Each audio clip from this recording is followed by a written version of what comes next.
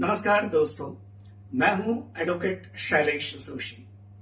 आज के इस वीडियो में मैं एनआरआई मैरिजेस में क्या लीगल इश्यूज क्रिएट होते हैं इसके बारे में बता रहा हूं। What are the legal issues in NRI marriages? Let's quickly look at 5 major legal issues in NRI marriages. सबसे पहला लीगल इश्यू होता है desertion. NRI spouse goes to abroad permanently if any dispute arises in the marriage and remains uncontactable. दूसरा और एक major issue होता है that is fraudulent marriage promises like lying about jobs, citizenship and marital status. तीसरा होता है जो है dowry harassment. Dowry harassment remains continued even after going to abroad in most of the NRI marriages. Number 4 होता है child custody fight, especially when children are born in abroad. और पांचवा जो कि सबसे मेजर इशू होता है that is difficulty in enforcing Indian court's order internationally. यदि इनमें से कोई लीगल इशू अनफॉर्चुनेटली आपके साथ में क्रिएट होता है तो आप लीगली आपके एनआरआई स्पाउस के अगेंस्ट में क्या कर सकते हैं ये भी समझना बहुत जरूरी है। So let's understand what you can do legally. सबसे पहले यह समझ लीजिए कि law is on your side if you take right steps at the right time. यदि आपको लगता है कि एनआरआई स्पाउस के साथ में कोहैबिटेशन के वक्त आप मेंटल क्रुएल्टी या फिजिकल हरासमेंट का शिकार बनी है तो आप बीएनएस दैट इज भारतीय न्याय संहिता की धारा 85 के अंतर्गत एनआरआई स्पाउस के अगेंस्ट में एफआईआर रजिस्टर कर सकते हैं। यदि आप फिजिकल, मेंटल, फाइनेंशियल अब्यूज का शिकार हुई है तो डोमेस्टिक वायलेंस एक्ट मतलब घरेलू हिंसा कानून के अंतर्गत भी आपके एनआरआई स्पाउस के अगेंस्ट में मुकदमा रजिस्टर्ड कर सकते हैं। यदि चाइल्ड कस्टडी का इशू है, चाइल्ड कस्टडी का इशू क्रिएट होता है तो आप गार्डियंस एंड वार्डशिप एक्ट के अंतर्गत चाइल्ड कस्टडी हासिल करने के लिए चाइल्ड कस्टडी पिटीशन भी फैमिली कोर्ट में या डिस्ट्रिक्ट कोर्ट में फाइल कर सकते हैं।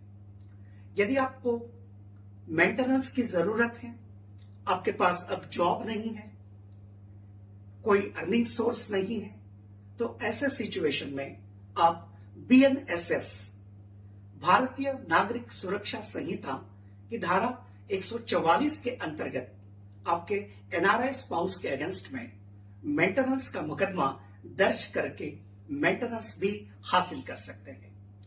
यदि आपके एब्सकॉन्डिंग हस्बैंड कॉन्टेक्टेबल ही नहीं है तो ऐसे सिचुएशन में आप लुकआउट नोटिस या लुकआउट सर्कुलर भी जारी करवा सकते हैं।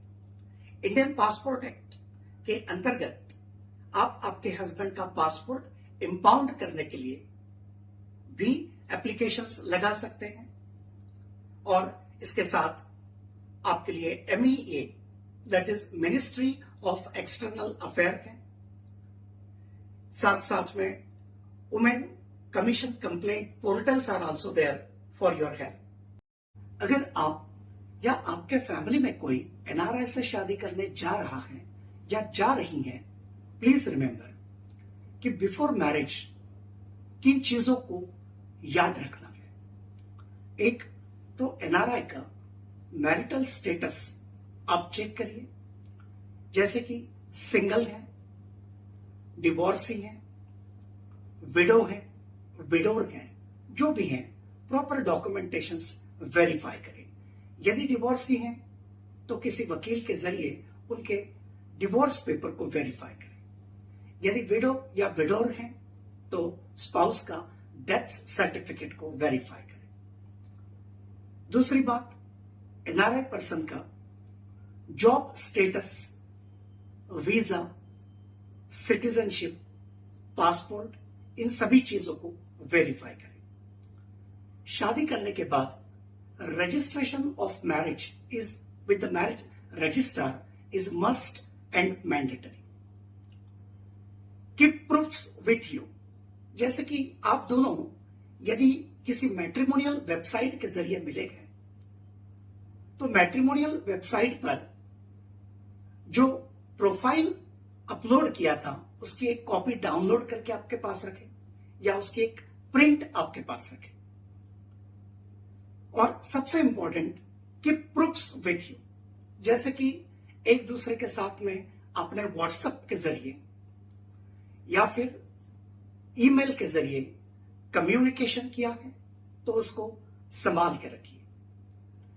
फ्लाइट टिकट्स आपने बुक किए हैं, उसे संभाल के रखिए। सब कुछ सेफ रखिए। That can be helpful to you यदि कोई लीगल बैटल क्रिएट हो जाती है अनफॉर्चुनेटली। दोस्तों, एनआरआई शादी में सिर्फ पैसा और पासपोर्ट मत देखिए, कैरेक्टर एंड कमिटमेंट सबसे इंपॉर्टेंट है। ये एक रिश्ता नहीं है, एक लीगल कॉन्ट्रैक्ट भी है। और यदि कुछ गलत हो जाता है तो डरने की जरूरत नहीं है। आप अकेले नहीं हैं, कानून भी है और सिस्टम भी है।